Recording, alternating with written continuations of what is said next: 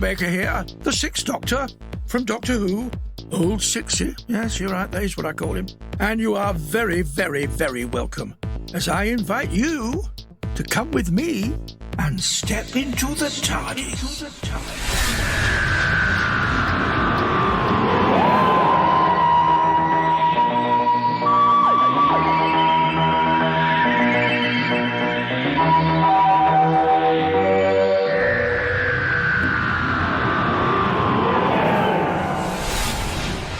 I play the Doctor on television, and on audio, and on stage, in full-cast drama productions, licensed by the BBC and made by Big Finish Productions. And that's what this podcast is all about.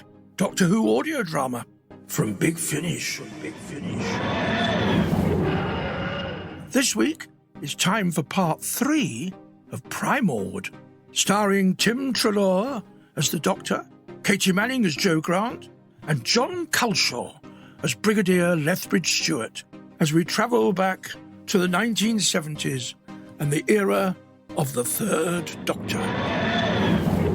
From Big Finish Productions, The Third Doctor Adventures. Doctor!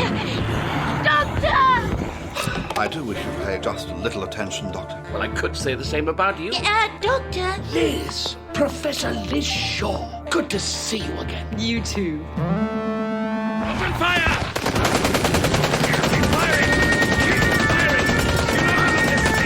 All right, this is Brigadier Lethbridge Stewart. I have resumed command. Abort this launch. I repeat, abort this launch. Sorry, Private. I think I closed the door a little too quickly then. You called them Primords. From primordial, I presume. So you saw the Primords? That's what we're calling them. Primords. I think we might need to broaden our definitions of what's possible. To think of all the money wasted feeding and clothing these monsters every week. They keep saying it's for the greater good, for the good of the country even. The country? Big Finish. We love stories. Now, if that hasn't whetted your appetite, you might want to nip back and listen from the very beginning, but if you just can't wait to join the action, then I'll let you have a little recap. Here we go.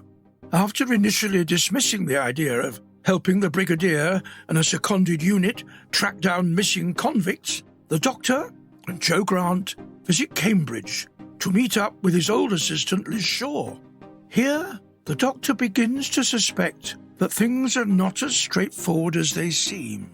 With the Brigadier and Jo Grant having made a nasty discovery of dead Primords on a military base run by General Sharp, the Doctor has come face to face with what Liz Shaw has been keeping in her lab. Her one-time fiancé, Michael, who has been transformed into a Primord himself. In an effort to find a way to harness the power of the Primord without losing intellectual capacity, Liz has pressed the Doctor into helping her by revealing that she is now a Primord. And she's infected him with the same poison that brings on the primordial change. The Doctor is a Primord. Even in his weakened capacity, keep an ear out for how the Doctor helps without seeming to help the Brigadier and Jo, as we catch up with part 3 of Primord.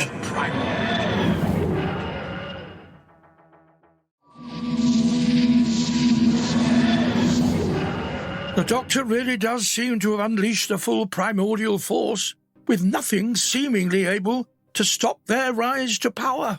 Oh, dear, the Third Doctor. I suppose I'm twice as good being the Sixth. Maybe I wouldn't have done that, but I don't know yet, because I haven't heard the rest of it. Anyway, before you and I part ways, for the time being at least, there's still time to take a peek behind the scenes with Liz Shaw herself. My name is Daisy Ashford and I play Liz Shaw. I felt very excited and honoured, actually. There's something really lovely about being able to step into Mum's footsteps and shoes. So really honoured, and it's very special. Sort of feels like something I've unconsciously been wanting to do all my life. So yeah, it's really, really great. With Liz, actually, we didn't start with the idea of recasting Liz Shaw and then looking for somebody to play her. we started with the thought of, I wonder if Daisy would play Liz Shaw. And I kind of feel in my heart that actually if Daisy had said no, then we just wouldn't have gone there.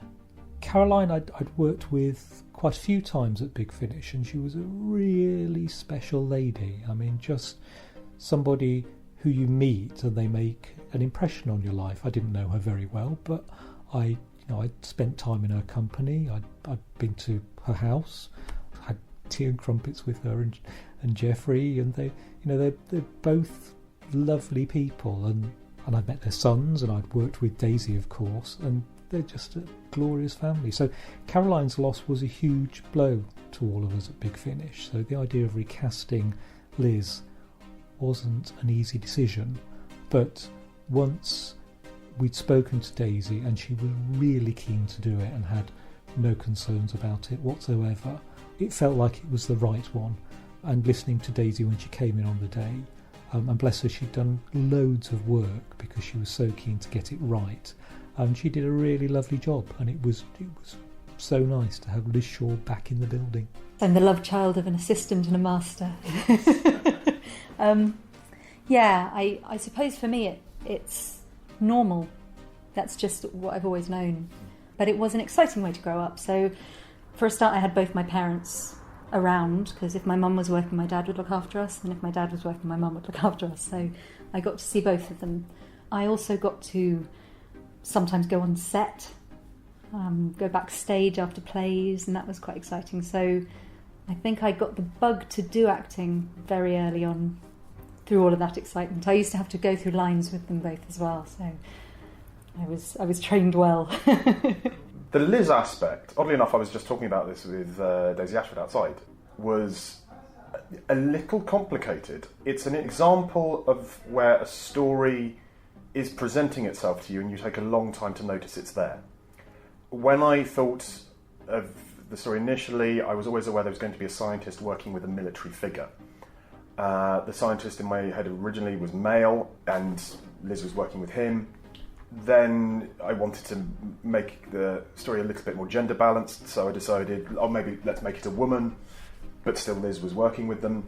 It took me a very long time to realise that the obvious and perfect person to have in this role was Liz. It suddenly brought her into the story a lot more, justified including her. It gave the whole story a different emotional angle to play with, for the Doctor, for the characters, for everyone involved. It raised the stakes.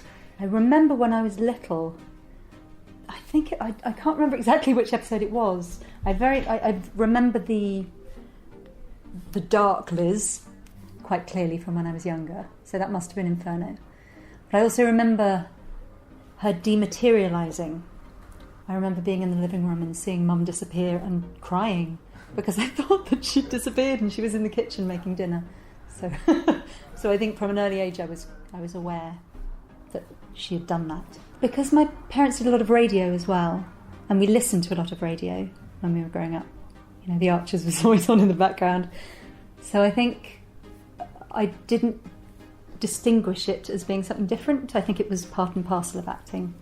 But I love listening to the radio. I think I love reading, and I think second to reading, there's something wonderful about listening to a story because you get to make the pictures up yourself. You get to be much more inside the world in a way. You're not watching someone else do it. You can really be in it. So, yeah.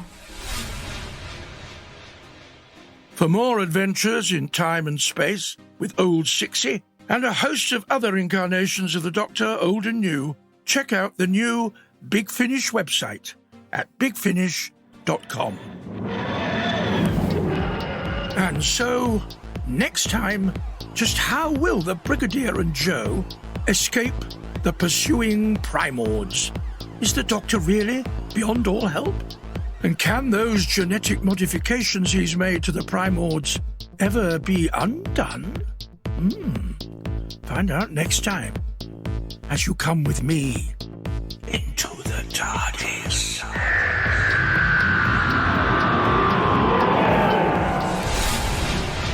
You've been listening to Into the TARDIS, hosted by me, Colin Baker, and produced by Ian Meadows.